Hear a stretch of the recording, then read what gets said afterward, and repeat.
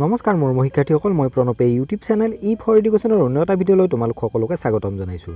মোৰ শিক্ষাৰ্থীসকল, আজি মই তোমালোকৰ মাজলৈ লৈ আহিছোঁ হায়াৰ ছেকেণ্ডাৰী ছেকেণ্ড ইয়াৰৰ টুৰিজিম এণ্ড হস্পিটেলিটি নামৰ বিষয়টোৰ unit number 2 session 1 women's rights and respect at workplace. এই সাব ইউনিটটোৰ যিখন অনুশীলন আছে সেই অনুশীলনৰ প্ৰশ্নৰ উত্তৰসমূহ। তেতিয়াহ'লে আসুন পলম নকৰি আজিৰ ভিডিঅ'টো আৰম্ভ কৰোঁ। আৰু তাৰ আগতে তোমালোকলৈ এটা অনুৰোধ, এই চেনেলটো যদি ছাবস্ক্ৰাইব কৰা নাই তেতিয়াহ'লে ছাবস্ক্ৰাইব কৰি দিবা আৰু কাষতে থকা বেল আইকনটো প্ৰেছ কৰি দিবা মই দিয়া এনেকুৱা ধৰণৰ শিক্ষামূলক ভিডিঅ'সমূহ নিয়মিতভাৱে পাই থাকিবলৈ। তাৰ উপৰিও তোমালোকৰ প্ৰথম অধ্যায়টো যদি চোৱা নাই মই ডেছক্ৰিপশ্যনত লিংক দিছোঁ, তাত গৈও চাব পাৰিবা।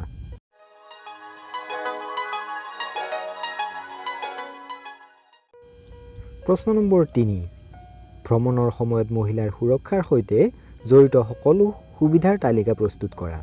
উত্তৰটো হ'ব এনেধৰণৰ: এগৰাকী মহিলা ভ্ৰমণকাৰীৰ বাবে নিৰাপদ আৰু সুৰক্ষিত পৰিৱেশ প্ৰদান কৰাৰ বাবে বিভিন্ন হোটেলত গ্ৰহণ কৰা মূল নিৰ্দেশনাসমূহ হ'ল: যিমান পাৰি গাড়ী পাৰ্কিং স্থানতে হ'ব লাগে, উজ্জ্বল লাইটৰ ব্যৱস্থা কৰিব লাগে আৰু সম্ভৱ হ'লে CCTV থাকিব লাগে।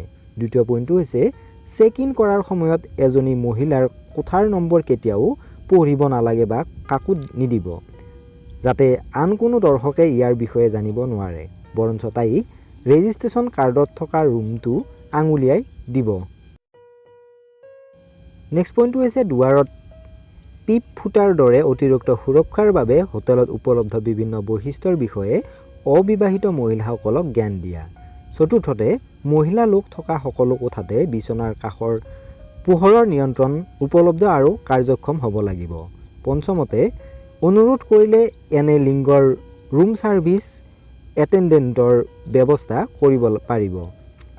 নেক্সট পইণ্টটো হৈছে কৰ্মচাৰীসকলক এগৰাকী অকলশৰীয়া মহিলা অতিথিৰ স্বাস্থ্য আৰু সুৰক্ষাৰ নিৰ্দেশনাৰ বিষয়ে অৱগত কৰা উচিত। 7 নম্বৰ পইণ্টটো হ'ল প্ৰৱেশদ্বাৰৰ ফালে মুখ কৰি থকা ডাইনিং ৰুমত এগৰাকী অকলশৰীয়া মহিলা অতিথি বহিব নালাগে। কুৱেশ্যন নম্বৰ 4, মহিলা কৰ্মচাৰীৰ নিৰাপত্তা আৰু সুৰক্ষাৰ বাবে গ্ৰহণ কৰা কেইটামান সাধাৰণ সুৰক্ষা ব্যৱস্থাৰ তালিকা প্ৰস্তুত কৰা। তলৰ খণ্ডবোৰত মৌলিক সুৰক্ষা ব্যৱস্থাৰ বিষয়ে আলোচনা কৰা হৈছে, যিবোৰ কৰ্মক্ষেত্ৰত মহিলাৰ সুৰক্ষাৰ বাবে অতি প্ৰয়োজনীয়। প্ৰথমটো হৈছে CCTV কেমেৰা। কৰ্মক্ষেত্ৰত নিৰাপদ অঞ্চল হ'ব পাৰে যদিও ধোৱা কোঠা, ধূমপান কৰা ঠাই আৰু কেফে আদিৰ সাধাৰণ ঠাইবোৰো ভাবুকিৰ সৃষ্টি কৰিব পাৰে। সাধাৰণতে গ্ৰহণ কৰা এটা সহজ ব্যৱস্থা হ'ল CCTV। সাধাৰণ স্থানত CCTV চোৱা চিতা কৰাটো অতি প্ৰয়োজনীয়। শৌচালয়লৈ যোৱা ঠাইখিনিত মূলতঃ CCTVৰ প্ৰয়োজন। Point number B, locker. Ladies store ৰুমত প্ৰতিজন কৰ্মচাৰীৰ ব্যক্তিগত সামগ্ৰী সুৰক্ষিতভাৱে ৰাখিবলৈ ছেফ ডিজিটেল লকাৰ আৰু কেবিনৰ ব্যৱস্থা কৰিব লাগে। শৌচাগাৰত অন্যান্য সুবিধাসমূহ যেনে ড্ৰেছিং টেবুল, জিৰণিৰ সময়ত জিৰণি ল'ব পৰা সোফা, চেঞ্জিং ৰুম, এলাৰ্ম আৰু যিকোনো জৰুৰীকালীন ব্যৱস্থাত ব্যৱহাৰৰ বাবে অগ্নি নিৰ্বাপক যন্ত্ৰ থাকিব লাগে। তৃতীয়টো হৈছে যৌন নিৰ্যাতন বিৰোধী সমিতি। যৌন নিৰ্যাতনমুক্ত কৰ্মক্ষেত্ৰৰ ব্যৱস্থা কৰাটো প্ৰতিটো নিয়োগকৰ্তা বা সংস্থাৰ দায়িত্ব।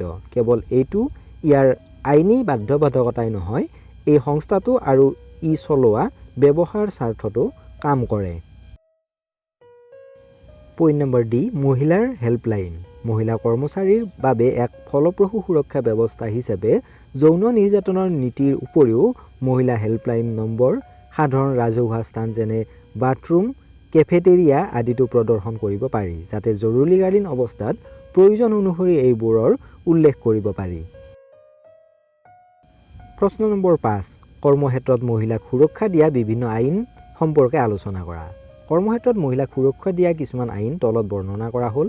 প্ৰথম আইনখন হৈছে প্ৰসূতি সুবিধা আইন 1961। উদ্যোগসমূহৰ ভিতৰত মহিলা শ্ৰমিকসকলক প্ৰসূতি সুবিধা প্ৰদানৰ বাবে এনেধৰণৰ সংহিতা অনাৰ বাবে প্ৰসূতি সুবিধা আইন প্ৰণয়ন কৰা হৈছিল। কৰ্মচাৰীৰ সংখ্যা নিৰ্বিশেষে প্ৰতিটো কাৰখানা, উদ্যোগ বা খনিত আৰু 10 জন বা তাতকৈ অধিক ব্যক্তিক নিয়োগ কৰা সকলো দোকান বা প্ৰতিষ্ঠানলৈ মহিলাৰ নিয়োগ নিয়ন্ত্ৰণ কৰা এক আইন।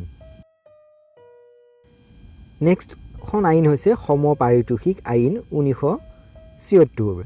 এই আইনখনে পুৰুষ আৰু মহিলাৰ শ্ৰমিকক একে প্ৰকৃতিৰ কামৰ বাবে সমান মজুৰি প্ৰদান কৰাৰ লগতে বদলি প্ৰশিক্ষণ আৰু পদোন্নতি আদি বিষয়ত মহিলা কৰ্মচাৰীৰ বিৰুদ্ধে বৈষম্য নকৰাৰ ব্যৱস্থা আছে। তৃতীয়খন আইন হৈছে কৰ্মক্ষেত্ৰত মহিলাৰ যৌন নিৰ্যাতন প্ৰতিৰোধ নিষেধাজ্ঞা আৰু প্ৰতিকাৰ আইন 2031। কৰ্মক্ষেত্ৰত যৌন নিৰ্যাতনৰ যথেষ্ট সাধাৰণ আৰু ইয়াৰ সৈতে জড়িত কেইবাটাও গোচৰ ৰিপৰ্ট দিয়া হৈছে। 2013 চনৰ ভাৰতে কৰ্মক্ষেত্ৰত মহিলা কৰ্মচাৰীৰ যৌন নিৰ্যাতনৰ প্ৰতিৰোধ আইন প্ৰণয়ন কৰে। ভাৰতবৰ্ষৰ উচ্চতম ন্যায়ালয়ৰ গুৰুত্বপূৰ্ণ ৰায়দানৰ প্ৰায় 16 বছৰৰ পিছত Vishaka and others versus state of Rajasthan গোচৰত এই বিধি প্ৰণয়ন কৰা হৈছিল। 4 নম্বৰ আইনখন হৈছে দোকান আৰু প্ৰতিষ্ঠান আইন। এই আইনখনে দোকান আৰু বাণিজ্যিক প্ৰতিষ্ঠানত কৰ্মচাৰীৰ কৰ্ম পৰিস্থিতি নিয়ন্ত্ৰণ কৰে। SEA বিভিন্ন বিধানৰ ব্যৱস্থা কৰে। ক বন্ধৰ বাবে জাননীৰ সময়সীমা, খ ছুটিৰ প্ৰাপ্যতা আৰু গ কৰ্মৰ অৱস্থা যেনে সাপ্তাহিক কৰ্মৰ সময়, সাপ্তাহিক বন্ধ, অতিৰিক্ত সময় আদি।